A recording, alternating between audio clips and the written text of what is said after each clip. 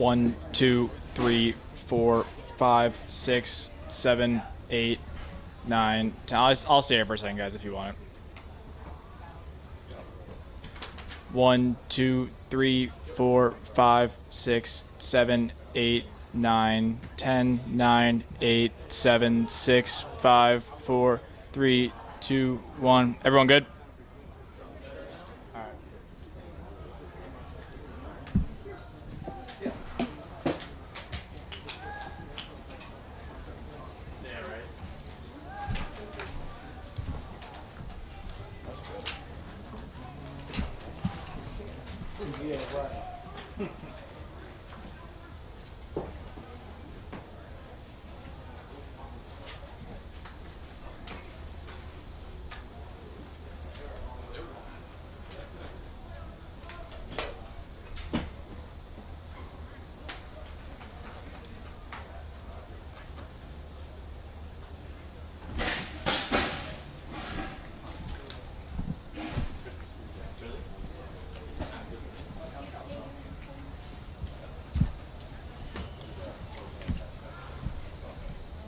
Miggity 1, Miggity 2, mic check, check, check, mic check, mic check. Miggity 1, Miggity 2, Miggity, Miggity, mic check. It's a top tier mic check for me.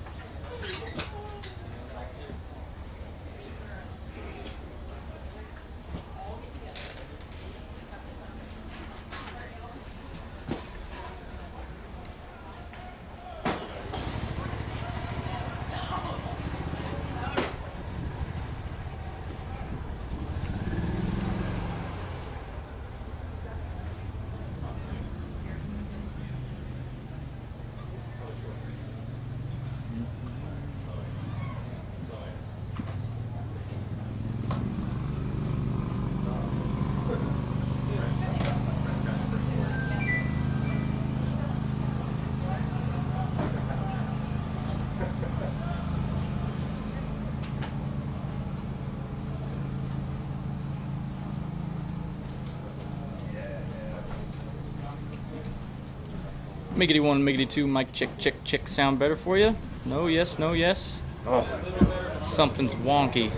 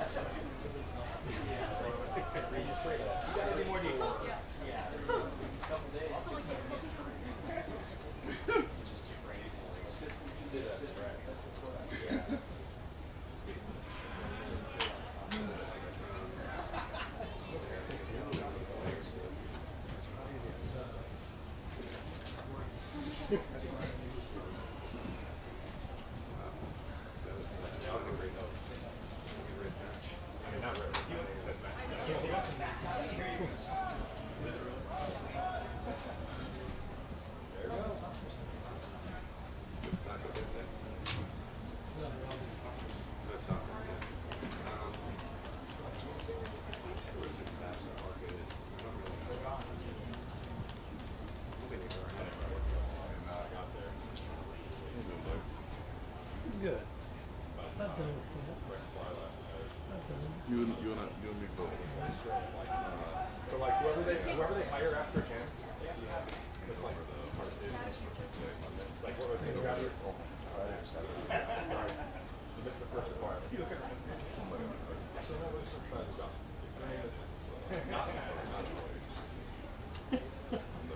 Oh, yeah. I watched some more. You were first one. I know.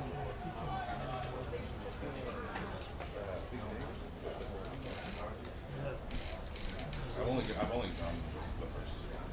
You're promising me several others. Okay. Let's see, they did a good job.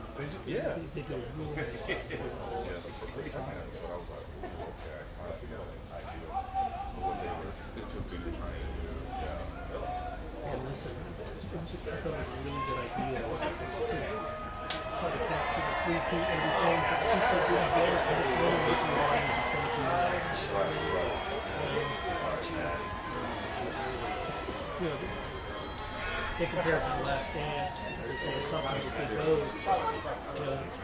Last Dance, they already had the conclusion before they started. And they got all this time to do it, so it's different. But this one does as well. Yeah.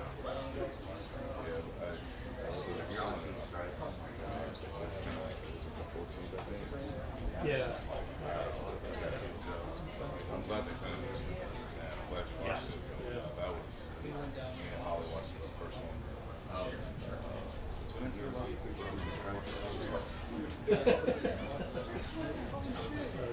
Because I didn't know who was I don't know who's in what. Right. I had no idea. No, it's like I'm telling somebody that I don't know how long for you to film your Yeah, they went. And ended up using 3 seconds. Hours for 3 seconds. yeah, they were telling me they were probably up like 4 hours, and I was like, No. I was like, and why? Right. You know? They're with Nick for quite a while, from what I was told. He did really well in this one. Yeah. The one I didn't understand was Jordan Love has a feature role in this. Yeah, he's in it, yeah. But here's a guy who takes his care of 2 teachers. And he only gets the Monday night. But he is, it's like, but they're part of the ESPN universe. Yeah, so, yeah. Might be a place we got a lot. Oh, yeah. Your things in it, yeah. Yeah. Yeah, it was great to see. Jenga. They really spent time with the Eagles. You can get as far as you need. I can. Yeah, that was one of the best parts last night. Yeah. All right. Go ahead. Fire away. Not all at once. Well, we're actually Pat and I are teammates in that thing, so it's 2-on-2. So yeah, I think we came in second place that day. So unfortunately, yeah, that's a good. Yeah, he's been carrying it.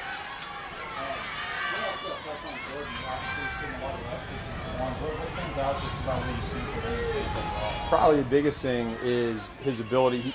He came here in the middle of last year, so mentally being able to learn the offense. He's transitioned that now into be able to play fast out of the huddle, and then you get these opportunities to make plays. He's done that. You saw today he had an excellent catch on that. He turned his head and ran a little bit of a corner angle route and made a great snag. And I think there's a lot of trust building right now between him and Pat. He's a smart kid. He does a lot of things the right way. You can tell he's been in this league a little bit, and he has that experience factor to help out these young guys too.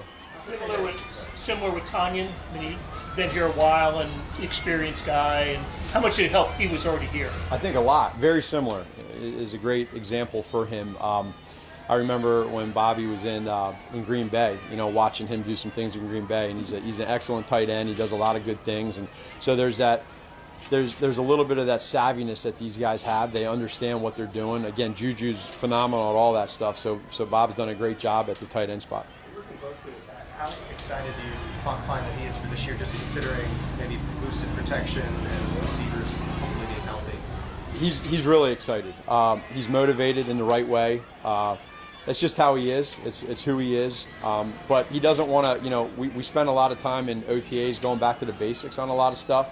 We're graduating now to with these wide receivers, working on that timing, and I think you're seeing a trust element with him with several guys. And then you'll get to see some of that too with these guys in the preseason. We'll get some people that stand out, get to show what they can do. But every year we probably say the same thing with Pat, but he creates an own edge for him. He wants to be great. He wants to be the best, and he wants to be coached hard. So that's what we try to do. I could say he's not always impressive, but just since he hit his stride today, it seemed like he was working different arm angles, downfield, intermediate, that type of thing. I really felt like today was one of our as a group, and in particular with Pat, one of our better days with those type of throws. Some downfield stuff where the timing element, it wasn't one of those deals where you're scrambling, throwing the ball away and catching the ball off timing. These were all on timing throws, and then guys were making great catches. So I was really pleased with that. You understand how hard it is to play the quarterback position. Yeah. When you're going through those fundamentals in OTAs, how much of those discussions involve ball placement, accuracy, and how much legs lead to better than those? A lot. And So like you go through the mental part of it as a quarterback, just calling the play right. Then you got to get the splits right, help the guys out on that side of the ball. But then the accuracy part is critical. Being able to have guys that are great with the ball, pinpoint accuracy we talk about all the time, be friendly to the wide receivers, and then they got to make the catch. But really from the hips down is one focus that we have. Guys have different type of release points, but we want to focus on that timing, hips down with their feet. To graduating from getting that timing down with some of the guys. Hollywood's not here, and he obviously missed a lot of time last year. How do you kind of try to develop that timing and that trust that Pat has with the other guys with Hollywood when he gets back? Well, it's got to happen quickly when he gets back. I know, Hollywood wants to be out here, and he's not. So to your point, you are missing out on that timing. And so I know he's frustrated from last year, but he came in at the end of the year, helped us out. When he gets back, whenever that is, they gotta go full speed and get that down. And I know he's doing everything he can to get back on track. But that timing, man, is so critical. And Hollywood knows that, so he's got to do right now is do everything he can to get back on that field. We're going to work our way across when we're back. Matt, when you say that about Patrick wanting to be great, he's obviously been that way all the time. How much have you seen that translate into just the burn to win versus necessarily the statistics? They're not unrelated, but I mean, do you feel like when you say that, that's what you mean, the burn to win? Yeah, that burn to win is at the highest level of probably any player in the NFL. I mean, it's just he's built different that way, and I think when you have that, it goes on to these other players on the team, offense, defense, special teams, to us as coaches. You have that. You want to make sure you're doing everything possible, and then he's a competitor, so every game's going to be close. When you have him on your side, he's going to give you a great chance, and that's where he's at. So when we lost that Super Bowl, it was the very next day he's ready to go, and we just know that it's a great high standard that we all have, and Coach Reed's at the top of that, so it's been good. You say that just too in the day-to-day, how does it show up the most to you? I know there's a zillion ways, but what shows up the most to you when you say the that? the mental prep side. So we all see what he does out here, whether it's people video and plays on their phones at practice and training camp, but we see it in practice when it's closed to the public. But what a lot of people don't get to see, even that's in the building, is how he prepares. And when he gets locked in, I think about every during the week from usually a Wednesday to a Saturday, every morning at 7 o'clock in the morning, he has a routine that he follows. And there's an obsession that he has with being perfect at what he does on the mental side. He doesn't take calling a play for granted, getting the formation right. So he wants to be great at that, and when the guys and his teammates and everybody sees that, it kind of goes on to them as well. We're going to go last two in the back. Coach, obviously it's a game week, first one since the Super Bowl. Do you sense that the guys are pretty excited, and then does that change anything for your practice prep and all that? No change for the practice prep. The excitement is there. These guys are going against each other every day now for the past couple weeks, so they get to go live, which is number one, phenomenal for them. It gets to become real. You get to see some different looks on defense. And then these guys are all competing for spots. It's a great competition. I mean, even when our guys go out there, no matter whether you're Patrick Mahomes, Travis Kelce, or someone towards the bottom end of the roster working for a spot, it's such an important time for these guys. And so we as coaches want to put them in the best position possible by letting them play fast. If we let them play fast, they can show us what they have. So it'll be fun. And we want to go there and try to do everything to win. The competition, you guys have two veterans at right tackle right now, Jalen and Juwan. Yeah. I guess, A, how are they handling it? And B, how would you evaluate how it's going? Handling it great. Both true pros. I like what they're doing on tape. Again, Juwan's been here now for a few years, so the mental side of just hearing the cadences and kind of knowing the scheme is great. I love where he's at mentally right now, and he's a competitor. These guys like to compete. It's what they know all their life. And so for both of them to be able to be out there and just compete, I think they're handling it great. So I love where they're at. Thanks, Coach. All right, thank you. See you.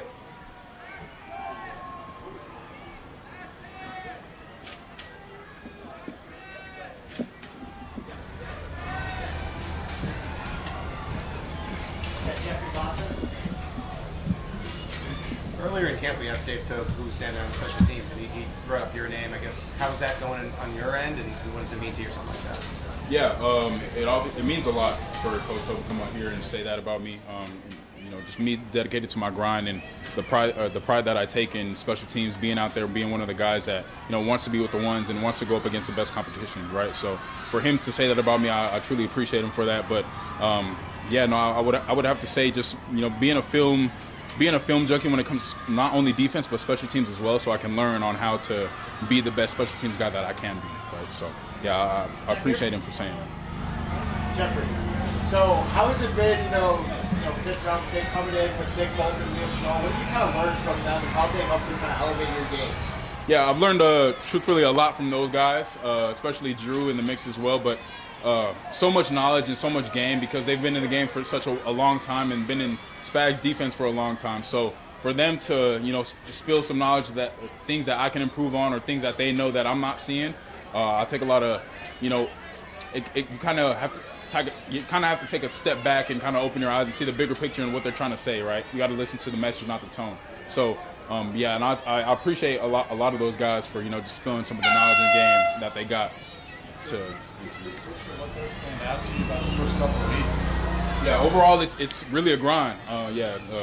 Coach Reed, training camps are no joke, just like people have been saying. So, but you really got to love it to be here.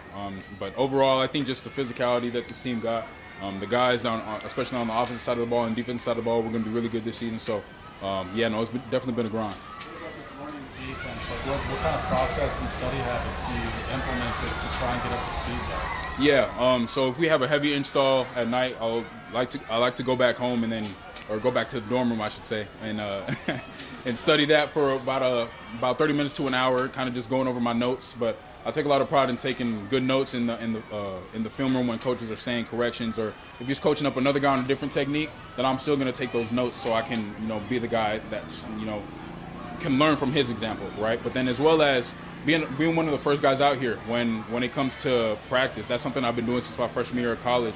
Just always being a guy who just comes out here and working on my craft, whether that's striking blocks, dropping his zone coverage. But then when it comes to learning the playbook, that's also coming out here, okay, I got a call sheet. What calls are we going to run against this certain formations right here? Just going through the calls in my head and just getting myself mentally right before practice starts. Jeffrey, it just seemed like Spags was a big fan of yours and kind of maybe wanted them to move up and get you. Has he talked to you about that and maybe what you did in the pre-op process to kind of catch his eye? I really haven't talked too much about that when it came to like moving up to get me, but when a team does move up to get you, it means that they you're higher on their board, or they got a lot of confidence in you and what you could do for their team. So right when I seen that they traded the pick, it means a lot because you're trading either future picks or you're trading picks within that current draft. So but no, I really haven't got to him on that. So. Defense-wise, what is Spags challenging you role-wise? Where does he see you with the second and third teams? Yeah, really learning both positions, the mic and the wheel. Really trying to cross-train, so when it comes to a situation where he can get me in at either position, I feel like I've been doing a great job of that as well. Kind of knowing the fact that I'm learning two positions, and now that I'm going to be able to later on in my career learn the back end and learn the full front, right? So. I feel like it's going to be a good job and it's going to help me in the long end, but really haven't got too much into second team, third team, or mixing it with the first team. That's not really what I'm worried about right now. Really just worried on fully learning the playbook and being confident enough that the coaches can put me out there with whoever. Now that you've had some time in defense and everything, how do you feel like what Spags asks of the linebacker really fits your skill set and kind of resonates with what you're best at? Yeah, first off, it's going to start with communication. You got to be a communicating linebacker in this defense, and that's something I truthfully like. One of the main things that I take a lot of pride in is being a communicator. Even in my college tape, or my college coach will say that he's always a communicator. He knows what's going on. He knows what the offense is going to do, right? So now I have to get to the point where I can gain enough confidence in the defense. Okay, now let me start learning the offense a little bit and call out what they're going to do, right? But then communication. But then also being a versatile linebacker. You got to be able to cover and run in this defense and this league, but then you also got to be able to stop the run. So I take a lot of pride in being physical, but then also being a linebacker that you can, maybe on third down, you can match me up, or you can match me up on a star tight end, or you can have me blitz, and rush the quarterback, right? Or you can have me be a quarterback spy, right? But, using my versatility, I like to call myself like a Swiss Army knife in a sense of a way. Here. Jeffrey, this is going back a little bit to sort of your first weeks, but Nick Bolton watched watched the rookie camp on video, and I just wonder when you first started engaging with him after that, was he already talking to you about stuff he even saw there? Or, I mean, to what degree did it begin right away with him? Yeah, it really started off rip. Just like you said, when he watched that tape, it was kind of like, okay, why did you call this? And you could have did this to the front, right? It could have been a small adjustment that I missed, but then that's something that he would have did, right? So now that after I've already watched the tape, now from his corrections, now I can go back and be like, okay, I'm seeing what he's seeing now, right? So little things like that where, it wasn't too much glaring errors, but it was more so just like, okay, you could have did this to the front, or when they motion here, you should bump to this alignment instead of this alignment, right? So just little things like that. I mean, I know you're just sort of learning it in some ways, but do you feel a certain wavelength with him? Like, that you understand how he thinks and you see it through his eyes a little bit already? Yeah, for sure. I'm asking him questions all the time, whether that's in the film room or just texting him. On off days, sometimes I know he might get a little bit annoying about me asking him a whole bunch of questions, but that's just me trying to pick his brain. But yeah, I feel like we're on the same page. That's my dog, man. I truly appreciate it. You said you're a film junkie. When did has that always been the case, and what does that entail? Yeah, that's always been the case since college. I've always been a guy who, really since high school, really, when I first started playing football my freshman year of high school, I always was like intrigued into watching, like, I'd go to YouTube and I'd type in like NFL film breakdowns or college film breakdowns of people just talking about, the Chiefs are in this show. Well, they're trying to dial up the defense and know we're running, but it's really complex. But little things like that is where I really got that film itch for just watching film and breaking down tape. But then in college, when I got to the full point where I fully knew the defense like the back of my hand, okay, now I'm studying offenses and okay, what's the quarterback's read on this concept, or what's the running back's tracks on this type of run, right? And so now that's something that I'm trying to do on at the elite level or at the professional level, right? So now just really trying to dial in on the full defense, know it like the back of my hand, but then also bump that down to offensively. And then as we head into the season, knowing what the offense is going to do, that we're playing that specifically. Outside of camp meetings, if we're in regular season, I like to spend about no specific time limit, but like a couple hours at home where I'm just sitting there quizzing myself or watching the film over and over again. So, Awesome. Yep. Thanks, guys. Thank you guys. Thank you.